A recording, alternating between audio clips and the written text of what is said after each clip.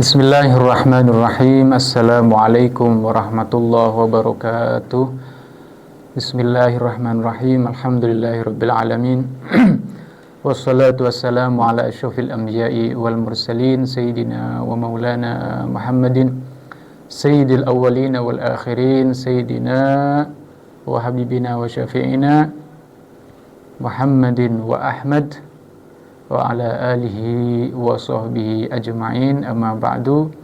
Nawaitu ta'allum wa ta'lim wa tadhakkur wa tadhkir wa nafa' wal intifa' wal ifadata wal istifada wal hitha ala tamassuki bi kitabillah wa sunnati rasulih sallallahu alaihi wasallam wa du'a ila al khair wa dalalatul huda wa wajillahi mardatihi wa qurbihi wa thawabihi subhanahu wa ta'ala.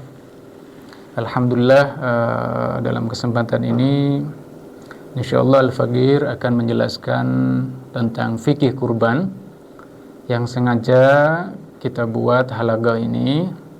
Tujuannya untuk menjelaskan mengenai seputar fikih kurban, baik terkait penyembelihannya atau pendistribusiannya atau apapun terkait tentang kurban, karena sebentar lagi insyaallah beberapa hari ke depan kita akan menemui atau menjemput atau menyambut hari raya Idul Adha, yang di sana ada kejadian besar, yaitu mengenai pengorbanan Nabiullah Ismail, jasadnya dan juga perasaannya. Begitu juga Nabiullah Ibrahim, pengorbanan perasaannya, yang setiap tahun berulang. Dan karena setiap tahun berulang, banyak dari masyarakat yang seringkali baik di Jawa atau luar Jawa yang menanyakan hal-hal terkait tadi kurban secara fikihnya, sehingga Al-Faqir terbesit untuk menulis sebuah tulisan seperti itu berangkat dari pertanyaan-pertanyaan tadi.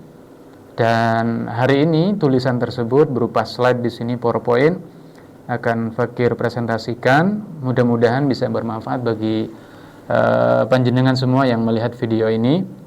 Dan tulisan ini kalau secara garis besar itu sebenarnya ada dua poin penting yang mau disampaikan.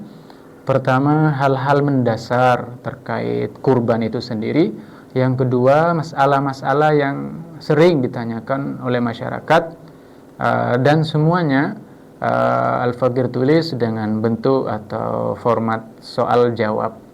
Jadi nanti ada pertanyaan yang sifatnya substansial terkait hal-hal yang sudah ma'ruf sebenarnya, namun perlu kami jelaskan sebab tidak semua orang informasinya sama yang diterima terkait kurban.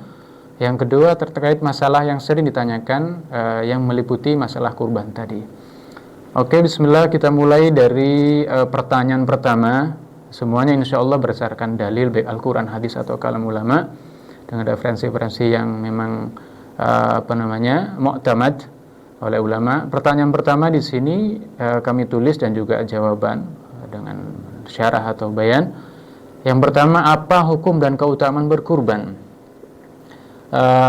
Ini saya bilang tadi hal-hal yang sebenarnya sudah ma'ruf, tapi perlu saya jelaskan bahwa ulama menyebutkan berkurban, menyembelih hewan, sebagai iktida wa ihtida kepada baginda Nabiullah Ismail dan Nabiullah Ibrahim.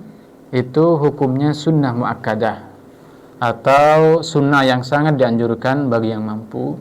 Hal ini salah satunya berdasarkan ayat dari Al-Quran, yaitu surat Al-Kautsar. A'udzu billahi minasyaitonir rajim. Bismillahirrahmanirrahim.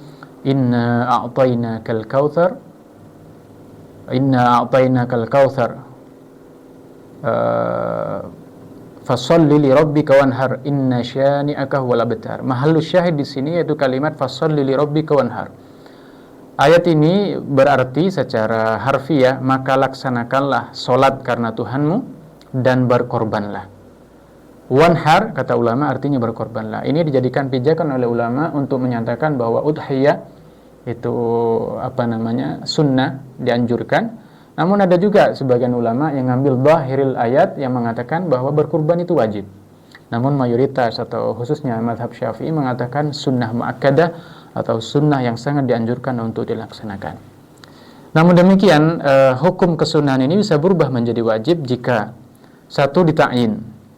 Contoh, misalkan ada orang mengatakan hewan ini akan saya jadikan kurban. Hewan ini akan saya jadikan kurban. Ini ulama banyak mengatakan dengan ditakyin seperti ini, hewan ini misal ditunjuk atau tunjuk pakai hati, maka menjadi wajib dia, tidak menjadi sunnah lagi. Yang kedua, nazar. Contohnya saya bernazar untuk berkurban. Misalkan orangnya sembuh dari penyakit. Lalu dia mengatakan kalau tahun ini saya sembuh maka nanti pada Idul Adha saya akan berkurban. Maka ini tidak sunnah lagi. Dia hukumnya akan berubah menjadi wajib. Terus itu mengenai hukumnya. Jadi pada dasarnya sunnah, namun bisa menjadi wajib dengan ketentuan yang telah disebutkan sebelumnya. Untuk keutamaannya, maka sebagaimana di sebuah hadis yang diriwayatkan dari Zaid bin Arqam, qala ashabu Rasulillah sallallahu alaihi wasallam, ya Rasulullah, ma hadhil abahi? Qala sunnatu abikum Ibrahim. Qalu famalana fiha ya Rasulullah? Qala bikulli sya'ratin hasanah. Qalu fasuf ya Rasulullah, qala fasuf ya Rasulullah, qala bikulli sya'ratin minas suf hasanah. Rawahu Ibnu Majah wa ghairuhu. Arti harfiah dari hadis ini bahwa Zaid bin Arqam pernah berkata bahwa sahabat Rasulullah SAW bertanya, ya Rasulullah, apa dasar hukum penyembelihan kurban? Rasulullah menjawab, itu adalah sunnah atau syariah atau thariqah bapak kalian, yaitu Nabiullah Ibrahim. Jadi artinya ini merupakan qudwah, teladan dari Nabiullah Ibrahim. Lalu sahabat bertanya lagi, ya Rasulullah, apa pahala yang akan kita dapatkan jika kita berkurban? Rasulullah secara spesifik langsung mengatakan, setiap helai rambut bernilai pahala. Jadi rambut dari kurban yang kita korbankan, hewan yang kita korbankan, setiap helainya bernilai pahala. Sahabat bertanya lagi, bagaimana dengan bulu dari hewan kurban itu? Bulu halus. Beliau menjawab, setiap helai bulu juga bernilai pahala. Jadi setiap helai rambut bernilai pahala, setiap helai bulu juga bernilai pahala. Berarti la ya'lamu adadaha au adadahu illallah. Jadi enggak ada siapapun yang bisa ngerti betapa besar pahalanya dari berkurban itu kecuali Allah, karena kita kan enggak bisa ngitung bulu dari hewan kurban, apalagi kurbannya atau hewannya gemuk atau besar, dan begitu seterusnya. Pertanyaan berikutnya, kapan niat berkurban dilakukan? Di sini ulama mengatakan niat berkurban satu bisa dilaksanakan saat menyembelih kurban. Yang kedua saat menyembelih, jadi saat menghunuskan pedang atau pisaunya. Yang kedua, atau ketika menyerahkan hewan kurban pada yang mewakili untuk menyembelih. Jadi misalkan kalau yang pertama menyembelih sendiri, maka ketika menghunuskan pedangnya itu atau itu langsung niat. Yang kedua, tidak menyembelih sendiri tapi mewakilkan pada orang lain. Di sini maka ketika menyerahkan hewan kurban tadi diniat bahwa ini adalah kurban saya. Atau kalau sapi, ini kurban saya dan emak saya, siapa sebutkan namanya semuanya, kalau perlu ditulis biar nggak lupa. Jadi ada pegangan gitu ila akhirih. Nah, terus niat berkurban bagaimana? Sebenarnya ada versi Arab, tapi sekali lagi karena ini video saya buat, sebenarnya tujuannya supaya orang muda terutama dalam berniat ya pakai bahasa Indonesia bisa, dengan mengatakan hewan kurban ini untukku, atau misalkan untuk orang lain, atau untuk yang anak-anaknya atau keluarganya, hewan ini untuk saya Muhammad dan anak saya Zaid dan istri saya Zainab dan seterusnya. Jadi disebutkan, makanya saya bilang tadi lebih baik kalau niat biar nggak lupa nama-namanya, biar simple, lebih simple pakai bahasa Indonesia dan lebih baik nama-namanya ditulis. Jadi kapan waktu berniat? Bisa ketika menghunuskan pedang menyembelih atau pada saat menyerahkan hewan kurban pada yang menyembelih. Itu niat.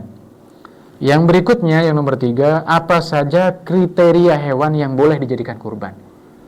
Ulama menyebutkan yang jadi hewan kurban itu harus berupa hewan ternak, seperti unta, sapi, domba, dan kambing, atau kerbau menurut sebagian ulama. Saya menyebutkan belakang terkait kerbau karena memang ada yang mengatakan tidak cukup. Jadi unta, sapi, kerbau, domba, kambing. Kata ulama, Ini yang boleh dijadikan hewan kurban. Selain hewan ternak ini seperti unggas, ayam, mentok atau semacamnya, angsa dan yang selainnya, itu tidak bisa dijadikan hewan kurban. Dan tadi mana yang paling utama kata ulama? Sesuai urutannya tadi. Yang paling utama adalah unta. Kalau nggak ada unta, sapi. Kalau nggak ada sapi, kerbau atau domba tadi, baru kambing. Jadi domba dulu. Karena kalau dihitung-hitung, domba itu memang lebih dagingnya lebih banyak. Kualitas dagingnya juga atau kuantitasnya lebih banyak dibandingkan kambing. Jadi urutannya unta, sapi, domba, dan baru kambing. Nah, jadi harus berupa hewan ternak yang disebutkan sebelum atau tadi. Yang kedua, B, hewan ternak tersebut harus memenuhi standar umur sebagai berikut. Jadi yang pertama harus berupa hewan ternak. Yang kedua, dari segi umur harus memenuhi syarat. Yang pertama, unta minimal umur 5 tahun, minimal umur 5 tahun dan telah masuk tahun ke-6. Berarti 5 tahun lebih masuk tahun ke-6 untuk unta. Sedangkan sapi, kerbau dan kambing biasanya warna coklat kalau kambing, minimal berumur 2 tahun. Jadi kalau unta minimal 5 tahun masuk ke-6, sedangkan kalau sapi, kerbau dan kambing minimal 2 tahun dan telah masuk tahun ke-3. Jadi 2 tahun lebih.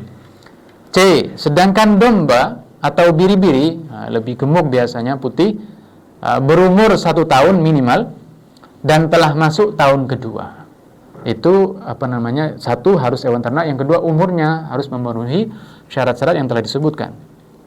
Namun ulama juga menjelaskan khusus domba dan biri-biri atau biri-biri berumur kurang dari 1 tahun itu boleh jika memang ia termasuk disebut jaza atau hewan yang telah rontok atau berganti bagian gigi depannya. Orang Jawa biasanya menyebutnya poel. Jadi khusus biri-biri atau domba boleh kurang dari 1 tahun, tapi tadi gigi depannya itu sudah rontok atau sudah berganti. Yang tadi orang Jawa menyebutnya poel. Terus pertanyaan berikutnya yaitu mengenai apa saja, pertanyaan yang tadi kan apa saja kriteria hewan yang boleh dijadikan kurban. Yang sekarang ini masih bagian dari poin ketiga tadi. Lanjutannya yaitu, jadi yang pertama dari segi jenis hewan harus hewan ternak, yang kedua umurnya tadi sudah dijelaskan, yang ketiga hewan ternak tadi yang memenuhi syarat 2 tadi tidak boleh ada aib. Aib yang bagaimana? Aib yang bisa mengurangi bobot. Nah, jadi bobotnya bisa berkurang atau kualitas daging kurbannya bobotnya tidak berkurang tapi kualitasnya berkurang atau justru tidak berkualitas, sehingga hewan dengan karakter fisik berikut tidak sah untuk dikurbankan. Jadi lepas atau tidak ada aib yang bisa mengurangi bobot atau kualitas dari hewan ternak tadi. Berarti satu, hewan buta salah satu matanya tidak cukup. Yang kedua, hewan pincang salah satu kakinya juga tidak cukup. Yang ketiga, hewan sakit yang tampak jelas sehingga kurus dan dagingnya rusak, itu juga tidak cukup. Berikutnya, hewan yang sangat kurus juga tidak cukup. Hewan yang terputus sebagian atau seluruh telinganya, sebagian telinga atau seluruh telinganya terputus, maka juga tidak cukup. Terakhir, hewan yang terputus ekornya juga tidak cukup. Kalau dilihat, ini berarti agak perfect yang dikorbankan. Karena memang korban itu tadi, kedua, mengikuti teladan dari Sayyidina Ibrahim alaihissalam dan juga Nabiullah Ismail. Jadi berkorban. Jadi kalau ada unsur perjuangan, makanya hewan-hewan yang dikeluarkan memang harus sesuai dengan kriteria tadi, harus berupa hewan ternak, sapi, unta dan seterusnya. Yang kedua harus memenuhi standar umur. Yang ketiga tidak boleh ada aib yang telah disebutkan sebelumnya yang bisa mengurangi bobot dari daging atau kualitas dari daging itu sendiri. Berikutnya yang ditanyakan, misalkan tahun kemarin 2022 itu lagi viral kasus namanya PMK. Pertanyaannya, apakah sah berkurban dengan hewan yang terinfeksi penyakit mulut dan kuku, disingkat PMK, atau bahasa Inggrisnya dikenal dengan Food and Mouth Disease? Majelis Ulama Indonesia, itu saya tidak melihat karena memang ini dasarnya sebenarnya lari pada syarat-syarat tadi, sehingga ketika saya lihat fatwa, saya langsung benarkan karena memang seperti itu. Fatwa nomor 32 tahun 2022, jadi tahun kemarin, MUI mengatakan bahwa yang terkena PMK, hewan apapun itu hukumnya ada dua. Bisa sah, bisa tidak sah karena tidak memenuhi persyaratan. Perinciannya seperti ini. Untuk yang kategori tidak sah adalah hewan yang terkena PMK tapi gejalanya klinis kategori berat. Jadi tidak sah kalau sapi atau yang lainnya, kambing dan seterusnya, gejala penyakitnya itu tergolong atau termasuk kategori yang berat. Apa ciri-cirinya? Antara lain ditandai dengan lepuh pada kuku, hingga biasanya sampai terkelupas kukunya atau terlepas. Atau PMK tadi menyebabkan pincang dari sapi tadi, atau apapun hewan yang telah manusia tadi, sampai tidak bisa berjalan dan seterusnya. Atau sampai menyebabkan kurus yang permanen, ya, kurusnya nemen dan juga atau sangat kurus dan juga permanen. Dan proses penyembuhannya butuh waktu lama atau bahkan mungkin tidak dapat disembuhkan. Ini kata MUI, ini termasuk tidak sah karena masuk kategori tadi PMK, gejala klinis yang kategori berat. Dan ini tidak sah. Sedangkan yang terkena PMK namun klinisnya masuk ringan, maka dinyatakan sah. Dan ciri-cirinya antara lain ditandai dengan lesu, jadi hewannya tidak begitu aktif, tidak nafsu makan, demam, lepuh pada sekitar dan dalam mulut, lidah atau gusinya, mengeluarkan air liur berlebihan dari mulut, namun tidak sampai menyebabkan pincang, tidak kurus dan dapat disembuhkan dengan pengobatan luka dan semacamnya. Jadi klinis yang kategori yang ringan ini hukumnya sah. Tadi kena PMK tapi kadarnya ringan, tidak mengurangi bobot dari daging atau dari hewannya dan juga tidak merusak kualitas dagingnya. Ini yang difatwakan MUI tadi nomor 32 tahun 2022 karena memang kasus ini mewabah pada tahun 2022 kemarin. Pertanyaan berikutnya, bolehkah menyembelih kurban di halaman masjid? Nah, ini sebelumnya enggak saya masukkan di sini, cuma tiba-tiba ada orang yang bertanya, bolehkah menyembelih kurban di halaman masjid seperti itu? Akhirnya saya masukkan pertanyaan ini. Ternyata ulama kesimpulannya seperti ini. Ulama menyebutkan sebisa mungkin tidak menggunakan halaman masjid untuk menyembelih hewan kurban, karena terdapat khilaf dalam masalah kebolehannya. Jadi memang ada yang mengatakan menyembelih kurban di halaman masjid itu boleh dan mengatakan tidak boleh. Oleh karena itu ulama menganjurkan untuk tidak diusahakan semaksimal mungkin tidak menyembelih di halaman masjid. B. Namun jika tidak bisa dihindari, artinya harus di depan masjid karena nggak punya halaman, contohnya masjid di kota-kota misalkan, maka usahakan membersihkan kembali tempat penyembelihan tersebut sampai tidak terlihat warna darah dan tidak tercium bau amisnya. Jadi kalau ditanya boleh nggak menyembelih di halaman itu, di halaman masjid, jawabannya khilaf, ulama beda pendapat. Oleh karena itu ulama larinya pada anjuran. Anjuran pertama apa? Hindari sebisa mungkin halaman masjid. Hindari, karena tadi khurujan minal khilaf, karena supaya tidak terjebak pada khilaf tadi atau tidak masuk pada khilaf tadi. Jadi jangan gunakan masjid, kecuali saya bilang tadi masjid kota-kota. Ya apa kalau seumpamanya ternyata harus di halaman masjid karena masjidnya di kota, di antara rumah-rumah dan seterusnya. Tadi nggak apa-apa, tapi jangan sampai menyisakan darah, warnanya dan juga bau amisnya. Karena itu akan merusak konsentrasi orang sholat dan seolah-olah mengenyampingkan tujuan inti dari masjid, yaitu untuk sholat dan beribadah pada Allah dengan khusyuk. Semua ini disampaikan misalkan di kitab Bughyatul Mustarsyidin halaman 63 dan juga halaman 94. Berikutnya adalah mengenai bagian tubuh yang boleh yang didistribusikan. Pertanyaan berikutnya, bagian tubuh mana yang didistribusikan dari hewan kurban? Apa semua boleh, misalkan tanduknya atau apanya, kulitnya, bagaimana? Dan apakah boleh berupa daging yang sudah dimasak? Jadi pertanyaannya dua.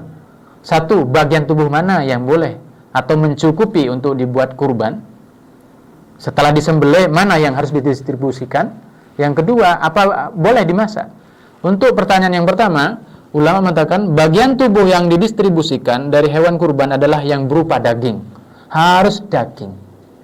Nggak boleh berupa tulang, kulit, apalagi tanduk atau misalkan kikil yang tinggal tulangnya itu. Jadi harus daging kata ulama. dan harus berupa daging yang masih mentah.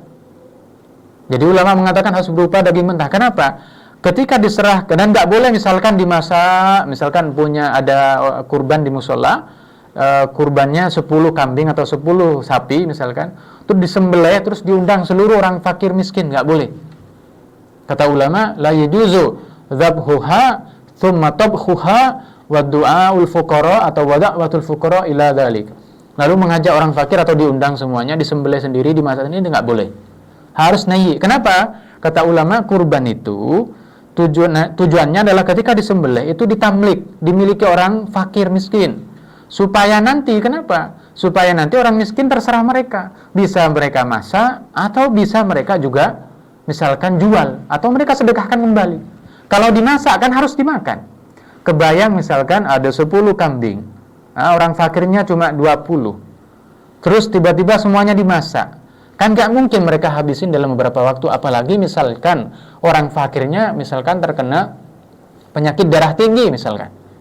Ternyata gak bisa makan misalkan kambing atau domba. Nah, ini kalau sudah matang ya apa? Mereka sulit untuk menjualnya, bisa dijual tapi sulit. Makanya kata ulama harus ni'an, harus mentah. Jadi tadi harus berupa daging dan harus mentah. Sehingga pertanyaan berikutnya, bagaimana kalau kita mendistribusikan jeroan, bagian dalam hewan? Contohnya apa? Limpa, hati, usus, dan lain-lainnya. Itu boleh apa enggak? Tadi udah dibilang harus daging. Makanya kata ulama, enggak boleh jeroan atau bagian dalam dari hewan. Limpa, hati, usus. Bahkan ulama juga melanjutkan, kalau enggak salah Imam Al-Bulkini mengatakan bahwa juga tidak boleh lemak dari hewan kurban. Misalkan lemaknya saja, karena lemaknya gemuk dan seterusnya, dikasihkan ke orang, itu tidak cukup. Jadi harus berupa daging, yang lain daging tidak cukup. Jadi kalau misalkan daging diserahkan terus, setelah itu ditambah sama misalkan tadi kikil, ditambah sama tanduk, ditambah sama kulit, itu beda.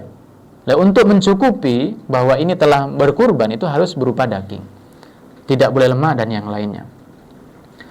Berikutnya, siapa saja yang boleh menerima daging hewan kurban? Ini kayak mirip zakat. Apakah semua orang berhak menerima?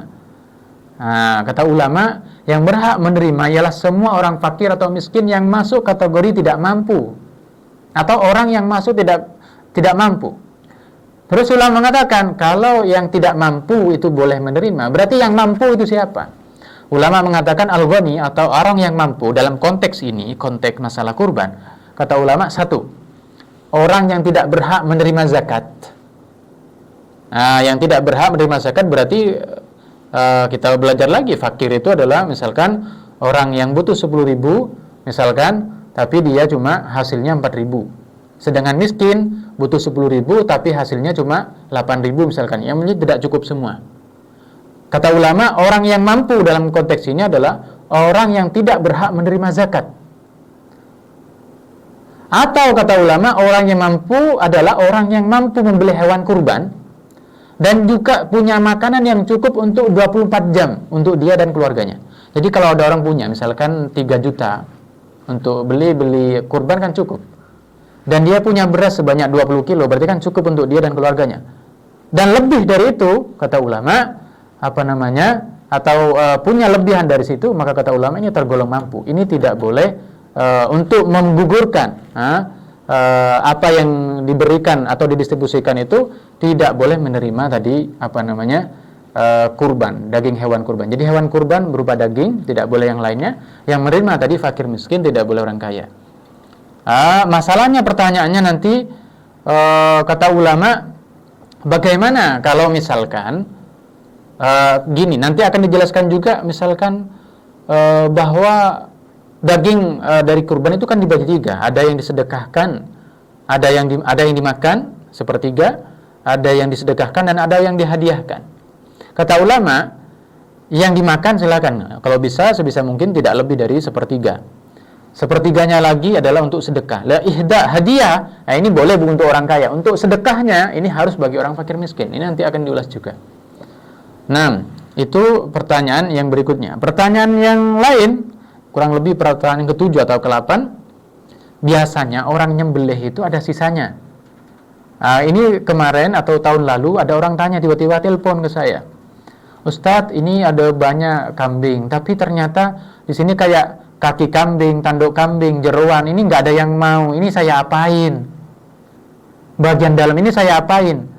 Kata ulama, hukumnya haram membuang apapun dari bagian kurban kecuali sudah tidak bisa diupayakan lagi. Jadi gini, seluruh bagian dari kurban termasuk tanduk dan kaki itu semuanya dan jeroan tidak boleh dibuang. Bagaimana kalau orang sudah tidak mau, karena misalkan ada yang bilang kemarin itu, Ustadz, kambingnya terlalu kecil, jadi kukunya kecil, kikilnya kecil, mau dimakan itu nanggung, ya siapa? Kata ulama, kalau seperti ini sudah tidak bisa dan tidak bisa dikelola, kata ulama, bahkan saya tanya ke 3 guru saya, semuanya secara mufti, ada Syekh Ahmad Bafabol, ada Dr. Abdul Fattah, dan juga ada Dr. Alawi bin Syihab, semuanya menjawab, yajuzu ramyuha, boleh dibuang itu semuanya yang sudah tidak bisa dikonsumsi atau orang-orang sudah tidak mau. Bahkan kata beliau boleh dikasihkan ke kilap atau anjing atau hewan apapun yang bisa memakannya. Berarti kaidahnya seluruh daging dari kurban itu harus ditasarrufkan. Nah, bisa dimakan atau dikasihkan ke orang fakir dan tidak boleh sampai diitlaf, dibuang dan seterusnya. Kecuali sudah tidak ada yang mau, tidak bisa diupayakan dan seterusnya, maka tadi boleh dikubur, bukan boleh tadi diberikan ke hewan yang lain yang bisa memakannya. Berikutnya, pertanyaan berikutnya, apakah satu hewan kurban bisa diatasnamakan lebih dari 1 orang? Ulama menyebutkan untuk hewan kurban dan pengatasnamaannya, ulama memiliki prosedur tersendiri yang harus dipatuhi, yaitu 1. Onta atau unta dan sapi boleh diatasnamakan maksimal 7 orang. Jadi kalau punya sapi, walaupun misalkan sapinya cuma seharga 7 juta, 8 juta, itu bisa untuk 7 orang. Kalau domba dan kambing hanya boleh diatasnamakan 1 orang. Jadi atas nama, jadi misalkan saya, ini kambing untuk saya, ya sudah 1 orang. 2 orang nggak cukup, hanya cukup untuk 1 orang. Kalau sapi, ini sapi untuk saya, anak saya, istri saya, mertua saya, dan seterusnya, pokoknya maksimal 7 orang, itu diperbolehkan. Terus, kapan waktu sah menyembelih hewan kurban? Kata ulama, sah hukumnya menyembelih hewan kurban pada tanggal 10 sampai 13 Dzulhijjah. Berarti dalam waktu 4 hari. Berarti hari raya plus hari-hari tasyrik. Tanggal 10, tanggal 11, 12, 13. Atau 4 hari, 10-nya, terus tanggal 11-nya, tanggal 12, tanggal 4 hari. Berarti pas hari raya. Dan juga, tapi kata ulama, kapan itu? Yaitu dilakukan sekitar 15 menit setelah terbitnya matahari pada tanggal 10 bulan Dzulhijjah, 15 menit. Atau dengan kadar pelaksanaan 2 rakaat dan 2 khutbah setelah terbitnya matahari. Jadi misalkan terbitnya matahari setengah 6. Setelah itu sholat id dan baca khutbah. Setelah itu nyembelih, itu kadarnya. Atau kurang lebih tadi 10 menit atau sekitar 15 menit setelah itu. Mulai saat itu sampai 3 hari setelahnya atau 4 hari atau 3 hari sisanya, itu hari-hari tasyrik tadi, itu adalah waktu untuk menyembelih kurban, dan tidak harus pada hari raya Idul Adha. Terus berikutnya pertanyaannya, ini sangat banyak memang karena ini pertanyaan dari masyarakat yang saya himpun dan saya jawab. Bolehkah orang yang berkurban mengkonsumsi daging hewan yang dijadikan kurban? Bolehkah yang berkurban memakan daging hewan kurbannya? Kata ulama, kalau kurban sunnah, seperti tadi saya bilang, kalau misalkan ada sapi, dagingnya 90 kg, kata ulama, disunnahkan itu 1/3 untuk dimakan, kalau memang mau dimakan. Nah, kalau mau dimakan, 1/3, maksimal 1/3 gitu, lebih afdolnya seperti itu. 1/3 untuk dimakan, 1/3 untuk sedekah, untuk fakir tadi. Setelah itu tadi mentah, mereka jual, mereka sedekah, terserah. Yang ketiga hadiah. Berarti kalau hadiah ini boleh dikasihkan ke orang sugih atau orang kaya, nggak apa-apa. Tadi. Tapi ulama menyatakan yang paling afdol itu adalah memakan kabid atau hati dari hewan tadi, hanya 1 suapan tadi, dan setelah itu yang lain disedekahkan. Itu yang afdol. Tapi kalau misalkan mau ngambil sampai 1/3, kata ulama, itu nggak apa-apa. As-sunnahnya tidak lebih dari 1/3. Seandainya jenengan ngambil atau Anda mengambil sampai 2/3, sebenarnya nggak apa-apa, tapi kurang afdol. Jadi kalau pengen dapat pahala yang banyak, ya serahkan semuanya, makan hatinya 1 aja, itu yang hanya 1 suapan. Itu kalau kurbannya sunnah. Tapi kalau kurbannya wajib, tadi kayak nazar atau ditakyin tadi di depan, maka kata ulama semuanya wajib disedekahkan, nggak boleh sedikit pun dimakan, nggak boleh. Diserahkan pada siapa? Siapapun, yang penting orang Islam. Terus kata ulama, kenapa hikmahnya kok dibagi 3 tadi? Sebagian dimakan, sebagian disedekahkan, sebagian dihadiahkan, bukan berupa sedekah. Ulama mengatakan mensyukuri nikmat Allah dengan memakannya. Jadi kalian memakan itu disunahkan tetap tadi, lebih afdol dimakan. Bukan semuanya diserahkan tadi, walaupun hanya hatinya doang dimakan. Tujuannya agar mensyukuri dengan memakannya. Yang kedua, berharap pahala dengan mensedekahkan sebagiannya, yaitu sepertiganya tadi. Yang ketiga, mempererat hubungan antara sesama dengan menghadiahkan sebagian walaupun pada orang kaya. Itu kenapa kata ulama sunnahnya dibagi athlas, dibagi sepertiga untuk dimakan, sepertiga untuk disedekahkan, sepertiga lagi untuk hadiah tadi. Kalau yang sepertiga terakhir, yaitu yang hadiah bukan sedekah, itu boleh untuk orang kaya. Itu hikmahnya. Terus menyikapi, sering ada orang bilang kambing ini akan saya sembelih atau hari Sabtu besok sebagai kurbanku. Ini kata ulama, ya apa ini? Apakah langsung menjadi kurban wajib? Tadi kan kurban ada 2. Ada kurban sunnah, ada kurban wajib. Kurban sunnah ya kalian pengen berkurban aja. Terus bagaimana kalau tiba-tiba ada pernyataan mentakyin, tiba-tiba bilang ini kurban saya, ini akan saya sembelih, besok Sabtu ini akan saya jadikan kurban. Ulama di sini beda pendapat. Ada yang mengatakan itu langsung jadi kurban wajib, artinya tidak boleh dimakan sama sekali. Ada yang mengatakan misalkan kayak Imam Syekh Al-Maraghi dan juga Al-Bulkini mengatakan tetap sunnah itu. Kenapa? Karena memang awam sebenarnya nggak menginginkan ini kurban saya, tujuannya bukan untuk mengatakan ini takyin, bukan untuk menjadikan wajib, bukan. Tujuannya biasanya untuk menunjukkan ke orang lain bahwa inilah calon kurban saya. Sehingga kalau ada orang bilang ini kurban saya, tadi ulama khilaf, ada yang mengatakan langsung jadi kurban wajib, ada yang mengatakan tetap kurban sunnah. Misalkan bisa lihat di Al-Bajuri juz 2 dan juga bisa dilihat di kitab Bughiyatul Mustarsyidin terkait referensinya. Pertanyaan lagi, ini juga timbul dari masyarakat, boleh nggak mendistribusikan daging kurban itu pada non-muslim? Ulama mengatakan tidak boleh, harus pada orang muslim kecuali memenuhi 2 syarat. Boleh ke non-muslim tapi syaratnya 2. 1, kurbannya kurban sunnah, bukan kurban wajib, bukan nazar dan seterusnya. Yang kedua, non-muslim yang dimaksud adalah kafir dhimmi, bukan kafir harbi yang sedang perang. Intinya gini, kalau ditanya boleh ke non-muslim, tidak boleh menurut ulama, kecuali tadi ada kurban sunnah, bukan kurban wajib, dan non-muslim tadi termasuk kafir dhimmi. Kalau di sini walaupun sebagian pengamat atau sebagian ulama mengatakan di Indonesia ada yang bilang kafir dhimmi, ada yang bilang bukan kafir dhimmi. Dan begitu seterusnya. Terus hukum menjual kulit hewan kurban. Kata ulama tidak boleh menjual kulit kurban. Karena ini akhirnya saya menyebutkan beberapa poin yang diperhatikan terkait tubuh, terkait daging atau terkait tubuh dari hewan kurban tadi. 1, untuk hewan kurban, 1, disedekahkan seluruh atau sebagian dari hewan kurban sebagaimana ketentuan yang telah disebutkan sebelumnya. Kalau berupa kurban sunnah, kalau kurban wajib kan harus seluruhnya. Yang kedua, wajib menyedekahkan seluruh bagian hewan kurban pada kurban wajib, jadi nggak boleh dimakan. Ini ketentuan. Yang ketiga, boleh menggunakan dan memanfaatkan kulit atau anggota tubuh lainnya oleh orang yang berkurban, semisal dijadikan sandal, dijadikan tas, atau dijadikan wadah air, itu boleh. Kulitnya boleh. Yang nomor 4, tidak boleh menjual seluruh bagian hewan kurban, baik kurbannya adalah kurban wajib atau kurban sunnah. Itu hukumnya tidak boleh menjual seluruh bagian kurban.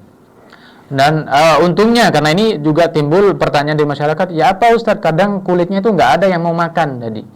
Sebagian, misalkan mazhab Hanafi, artinya utama dalam mazhab mereka, riwayat dari Imam Ahmad bin Hanbal, dan sebagian ulama Syafi'iyah mengatakan boleh menjual kulit hewan kurban, tapi setelah dijual syaratnya duitnya disedekahkan masyarakat.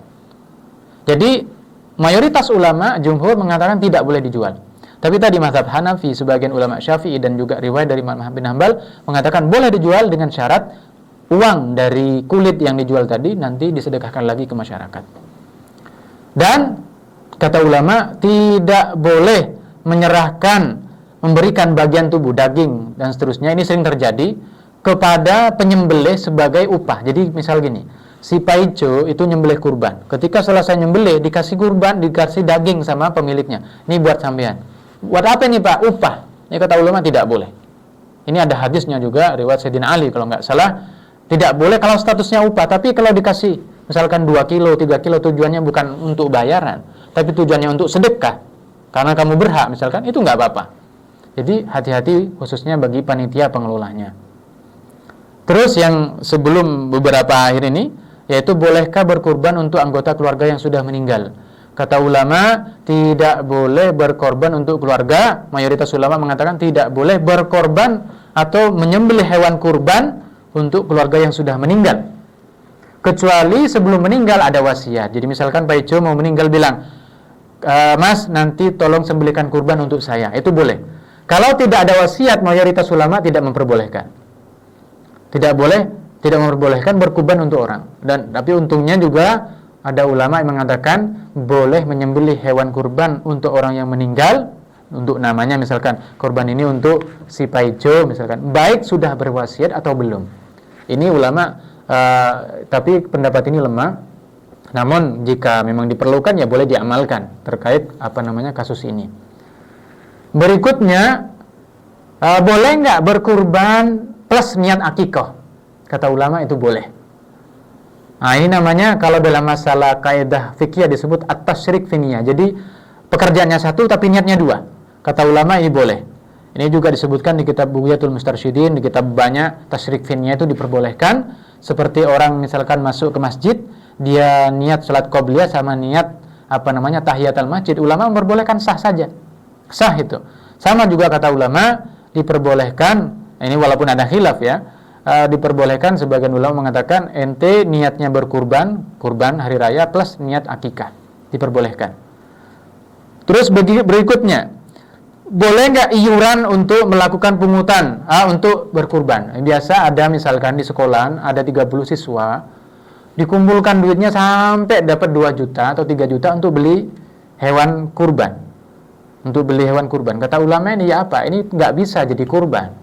Karena kalau kambing misalkan kan maksimal atau hanya untuk 1 orang. Ini kan keroyokan, dagingnya dari 30 orang. Terus bagaimana caranya? Ulama ngasih solusi. Caranya gimana? Gampang. Itu anak-anak ngasih duit, niatnya sedekah pada guru 7 orang. Misalkan kalau sapi misalkan. Misalkan dikumpulkan ada guru 7 orang, dikasih tuh duit ke 7 orang. Akhirnya kan duit atau uang itu kan menjadi milik dari guru tadi. Setelah jadi guru, ini ngakali bahasanya, cara lah atau siasat politik agar pahalanya nyampe atau pahalanya dapat gitu. Jadi misalkan untuk sapi, anak-anak sumbangan 30 orang tadi dikasihkan ke 7 guru, dibelikan sapi nanti. Dikasih ke guru, kan uangnya milik guru. Nanti sama guru 7 orang dibelikan sapi. Itu sapi kan bisa untuk 7 orang. Ya sudah. Setelah itu sama gurunya diniati nanti ya niat kurban untuk 7 orang tadi, sambil niati ya Allah pahalanya mudah-mudahan nyampe kepada anak-anak yang menjadi wasilah kita bisa berkorban. Itu kata ulama, ini kurbannya sah karena 7 orang, namun pahalanya anak-anak juga dapat. Jadi kalau ditanya boleh nggak iuran untuk berkurban, kalau gambarannya kayak tadi 30 orang beli 1 kambing atau 7, maka ya tidak bisa. Kalau sapi ya hanya 7, kalau kambing ya untuk 1 orang. Caranya agar bisa dapat pahala dan tak bisa, tadi udah saya jelaskan sebelumnya tadi. Terus itu iuran. Bagaimana kalau arisan? Arisan juga ulama menyebutkan bahwa sebenarnya ya boleh saja. Contoh, ada 5 orang, karena kalau dilihat transaksi arisan itu sebenarnya larinya pada kordun, ngutang. Contoh, 5 orang, misalkan ibu-ibu yang biasa arisan. Misalkan mengatakan, sekarang saya nyumbang 3 juta. 5 orang kan 15 juta. Lah untuk tahun ini kita beli yang 15 juta. Pokoknya setiap ini 15 juta. Akhirnya nyumbang 3 juta dikali 5 berarti kan 15. Akhirnya beli sapi. Ini untuk saya, misalkan. Tahun depannya untuk si misalkan Painem. dan begitu digilai. Jadi intinya iuran tadi udah saya jelaskan. Kalau sekarang ini arisan boleh apa enggak? Hukumnya boleh.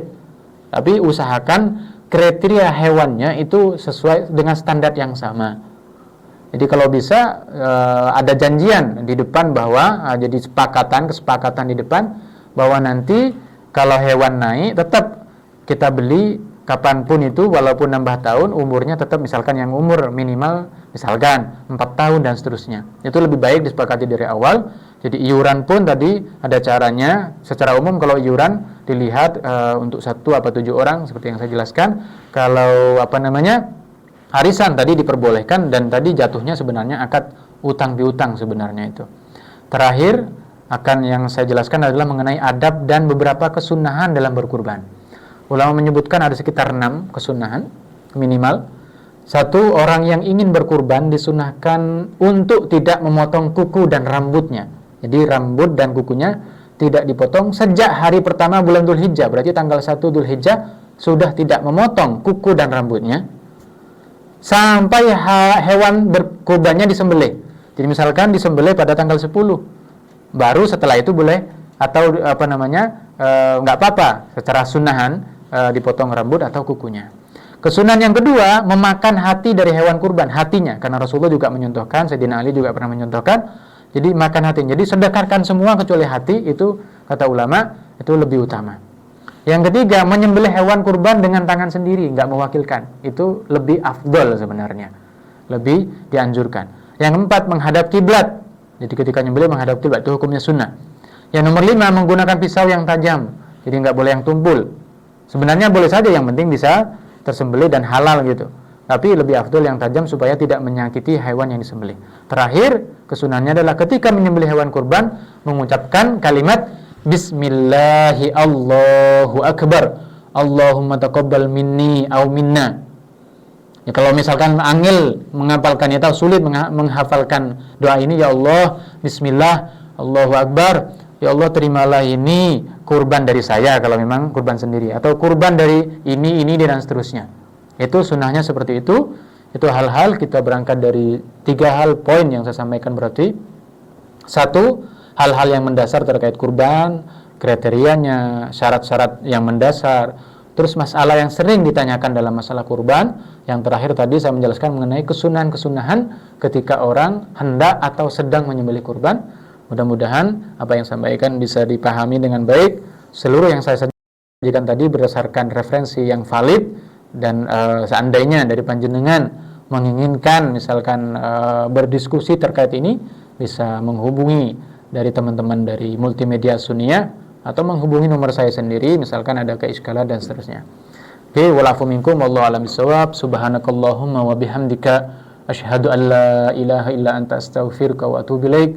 Wassalamualaikum warahmatullahi wabarakatuh.